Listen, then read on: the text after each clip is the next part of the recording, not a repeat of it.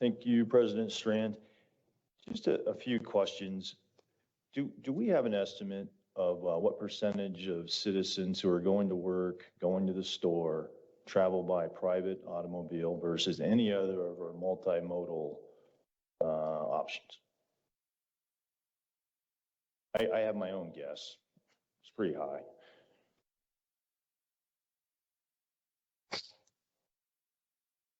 I don't know if I have a specific, sorry, Ted Richard with Olson. I'm not sure we have a specific answer. That's some information that we could put together for sure.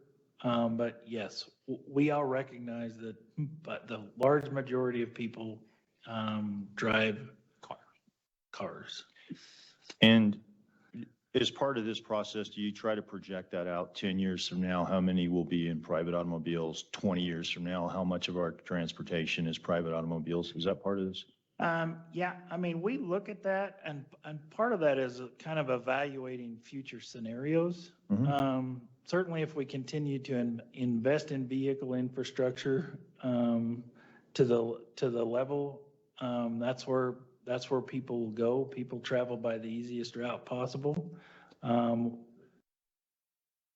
When we make some other investments in other modes, you can achieve mode shift or provide opportunities for people to travel other ways. It's not like, but we also recognize, this is Colorado Springs and the West where I've lived all my life, and certainly vehicles will remain very important. And like my estimate would be above 95%. Yeah, Mr. Roberts, did you want to make a comment? Yes, I'd like to add to that answer. Tim Roberts, Transportation Program Manager.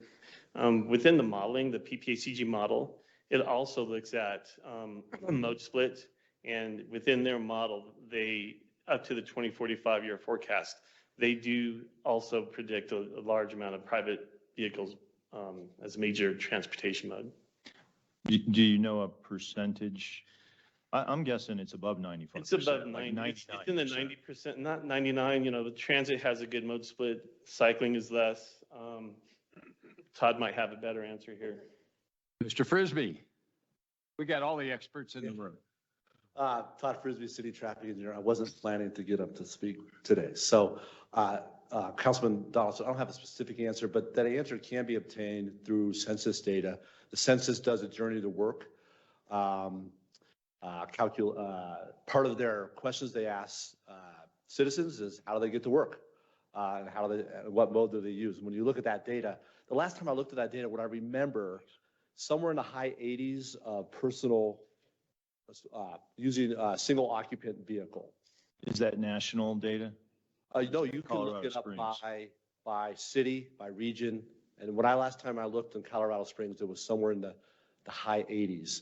Yeah, that also takes into account, you also have people who carpool, right?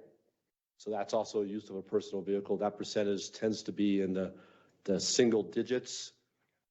During work trips or by bike are somewhere around 1 to 1.5%.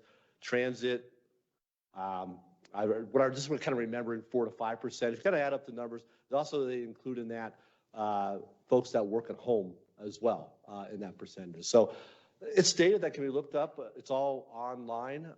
I can do I probably could do a quick query. I've done it before, and I could try to report back and see what. Yeah, I think that'd be helpful, Dave, for all of us. I'm actually proofing something the planning department will present at some point, so I can give you that figure based on the 2019 American Community Survey, which is the statistical sample. It was 77.8% commute to work by car. That's interesting because I just think it's higher than that. I don't think we have 22% of our population riding bicycles and riding the bus here in Colorado Springs. Perhaps I'm wrong, but I mean, how many folks ride the bus on a day? I don't think that's accurate. And the reason I ask is I'll do a little bit. It's just a number, but I am curious if we're trying to project out, well, how is that going to change 20 years from now? And what impact does that have on how big the roads need to be? If we're projecting, 50% of people are going to be riding on buses or I'm curious to know what your thinking is on that. And part of that is because we did split this out into a number of projects, some active, some roadway. Active is more like, my understanding is trails, bikes, stuff like that. And there was a number of projects. Do we have a number for dollars on that? You know what I mean? Like what's the total dollars on roadway, total dollars on active? Ted Richard with Olson. We're still assembling the dollars for that. I will tell you probably in that 80% range is on roadway driven projects. Yeah. I mean, the dollar amounts are appropriate based on that kind of mode split in general. Exactly. And that's my point. We should be pouring much more money into what people are actually doing, which is driving their cars. And in terms of forecasting, major mode shifts, a forecast is just a forecast, but I would tell you or say that we are very conservative in estimating whether people will, how many people or what percentage of people will make that change. And as somebody who used to commute by bicycle, I used to ride a bike from UCCS area all the way down to Fort Carson and back 4 times a week. It's not for everybody. It just can't be. The scenario that Councilman Williams gave, where it's someone who has to go to work, pick up their kids, go to the soccer game, can't do that on a bicycle. And you can't do it on a bus, really. You need those, you just need your private car. And I think that's the future. And I worry that we don't focus enough on the reality, and we might focus too much on things that we would desire to happen. But practically speaking, with the weather in Colorado Springs, with our terrain, those cars are awfully convenient. So you've answered the questions that I had as good as you can today. Thank you. Thanks, Mr. Donelson. And we'll go to Ms. Henjum and then Mr. Helms and then